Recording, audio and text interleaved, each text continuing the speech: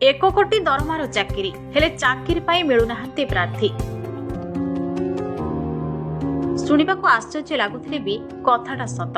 ଆପଣ ଯଦି ମୋଟା ଅଙ୍କର ଦରମାରେ ନୂଆ ଚାକିରି ଖୋଜୁଛନ୍ତି, ତେବେ ଏହି ଚାକିରି କମ୍ କାମ ସାଙ୍ଗକୁ ଭଲ ଦରମା ଦେଉଛି।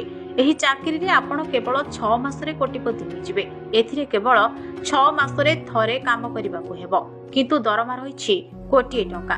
କିଛି ଚାକିରି ଏମିତି ହୋଇଯାଏ ଯେ ଯେତେ ପରିଶ୍ରମ କଲେ ବି ଦରମାରେ ବୃଦ୍ଧି ହୁଏ ନାହିଁ, କିନ୍ତୁ ଆଉ କିଛି ଚାକିରି ଖୁବ୍ କମ୍ ପରିଶ୍ରମରେ ମୋଟା ଅଙ୍କର ଦରମା ଦେଇଥାଏ। ଏହି କାରଣରୁ ଏଭଳି ଚାକିରି ପ୍ରତି ଲୋକେ ଅଧିକ ଆକର୍ଷିତ ହୋଇଥାନ୍ତି। ହେଲେ ଆମେ କହୁଥିବା ଚାକିରି 1 କୋଟି ଦରମା ଦେଉଥିଲେ ମଧ୍ୟ ଏଠି କେହି କାମ କରିବାକୁ ଚାହୁଁନାହାନ୍ତି। ବର୍ତ୍ତମାନ ସୋସିଆଲ ମିଡିଆରେ ଚହଳ ସୃଷ୍ଟି କରୁଛି ଏହି ଚାକିରି ଅଫର।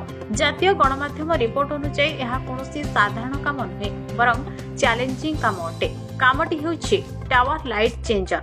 ଏଥିରେ ଆପଣଙ୍କୁ 2000 ମିଟରରୁ ଅଧିକ ଉଚ୍ଚତା ବିଶିଷ୍ଟ ଏକ ସିଗ୍ନାଲ ଟାୱାର ଉପରକୁ ଚଢ଼ିବାକୁ ପଡ଼ିବ ଏବଂ ସେଥିରେ ଲାଗିଥିବା ବଲ୍ ପରିବର୍ତ୍ତନ କରିବାକୁ ହେବ। ଏହି ଟାୱାର ସାଧାରଣ ଟାୱାର ଠାରୁ ସାମାନ୍ୟ ଭିନ୍ନ। ଏଥିରେ ଚଢ଼ିବା ପାଇଁ 3 ଘଣ୍ଟା ସମୟ ଲାଗିଥାଏ। ଉଚ୍ଚତା ସାଙ୍ଗକୁ ଏହାର ଉପର ଅଂଶ ପତଳା ହେବା ସାଙ୍ଗକୁ ସୁରକ୍ଷା ପାଇଁ କେବଳ ଗୋଟିଏ ଦଉଡ଼ି ବ୍ୟବହାର କରାଯାଏ। ଏହି କାର୍ଯ୍ୟ ପାଇଁ କର୍ମଚାରୀଙ୍କୁ 1 ଲକ୍ଷ ପାଉଣ୍ଡ ବା 1,53,466 ଟଙ୍କା ଭାରତୀୟ ମୁଦ୍ରା ଦିଆଯାଉଛି। ତଥାପି କେହି ଏହି ଚାକିରି କରିବାକୁ ଇଚ୍ଛା କରୁନାହାନ୍ତି।